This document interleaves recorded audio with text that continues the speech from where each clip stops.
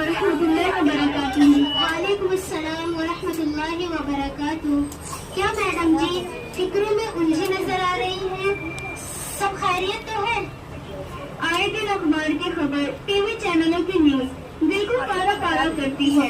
क्या मुल्क और क्या बैरून मुल्क हर जगह से खबर दिल खराशी आती है। अब तो मुल्क के आला उहदेदारों ने भी बेशर्मी का मुजाहिरा करते हुए अलग ऐलान कौमी मुस्लिम के हक में वाही तबाही बक रहे हैं। मैं सोच रही हूँ कि मुसलमानों की इस हालत की वजह तालीमी मैदान में पिछड़ा होना है।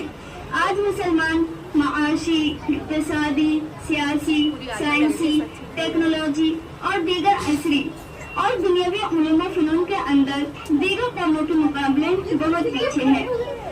जिस तालीम की बात कर रही है वो हमारे भविष्य को उज्जवल करने वाली नहीं है। हमारा मुस्तकबिल तब रोशन होगा जब इस